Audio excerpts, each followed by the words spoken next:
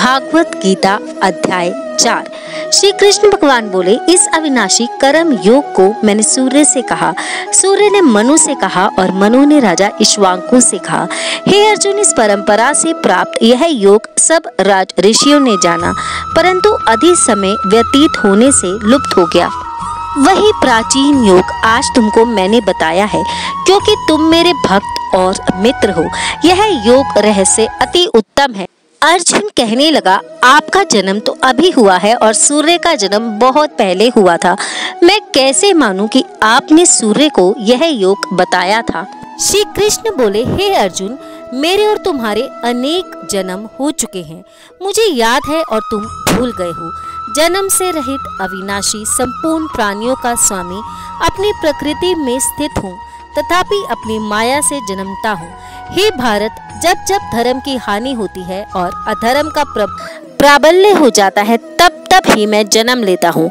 साधुओं की रक्षा, पापियों का नाश और धर्म की स्थापना करने के लिए प्रत्येक युग में मैं जन्म लेता हूँ।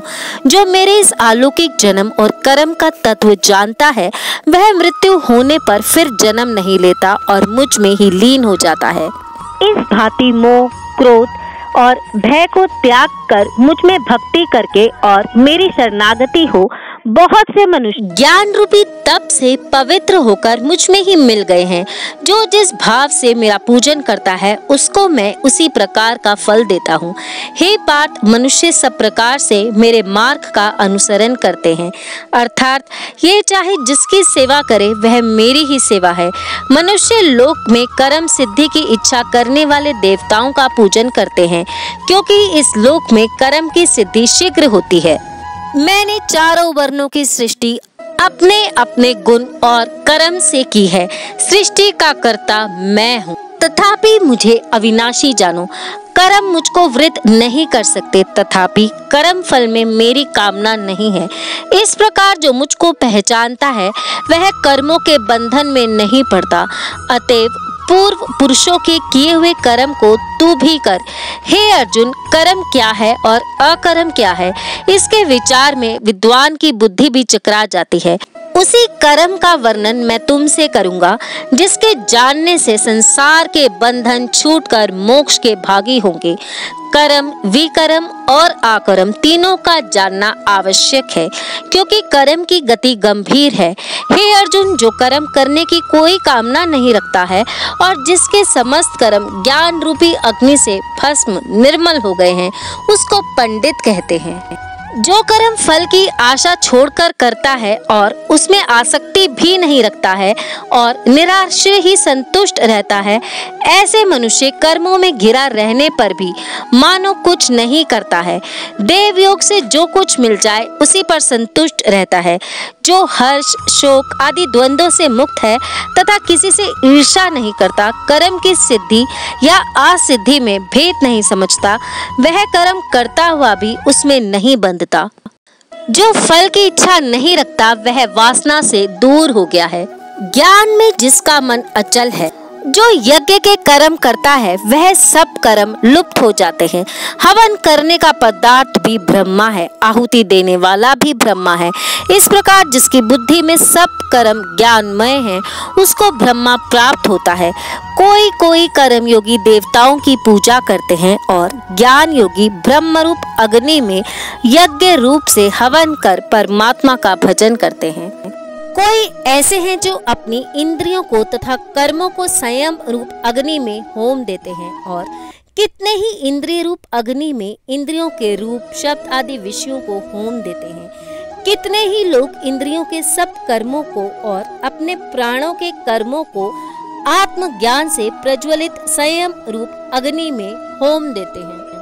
कोई तो द्रव्य यज्ञ करते हैं, कोई तप यज्ञ, कोई योग यज्ञ, कोई स्वाध्याय और कोई ज्ञान रूपी यज्ञ करते हैं, और कोई प्राणायाम में तत्पर रहने वाले योगी प्राण और अपान वायु में प्राण को रोकते हैं और प्राण वायु में अपान वायु का लय करते हैं।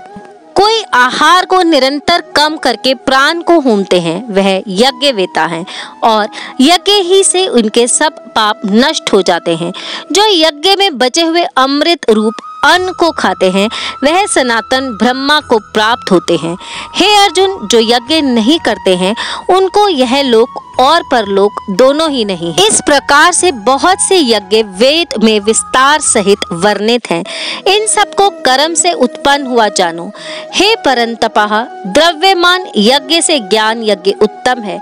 हे पार्थ, फल सहित सब कर्म ज्ञान में समाप्त हो जाते हैं। सो उस ज्ञान यज्ञ का तत्वदर्शी और ज्ञानी लोग तुमको उपदेश करेंगे, इसलिए तुम उनकी सेवा करना और उनको विनय पूर्वक प्रसन्न करके ज्ञान यज्ञ जानना। इस ज्ञान का लाभ प्राप्त करके तुमको ऐसा मोह फिर नहीं होगा। इसी ज्ञान से समस्त प्राणियों को तुम अपने में और मुझ में देखोगे। यदि सब प्राणियों से भी अधिक पाप करने वाले हो, तो भी ज्ञान रूपी नौका से ही सब पाप रूपी समुद्र को पार कर जाओगे। हे अर्जुन, जिस प्रकार प्रज्वलित अग्नि लकड़ी को जलाकर भस्म कर देती है, वैसे ही ज्ञान रूपी अग्नि सब कर्मों को भस्म कर डालती है। इस लोक में ज्ञान के समान पवित्र और कुछ नहीं है।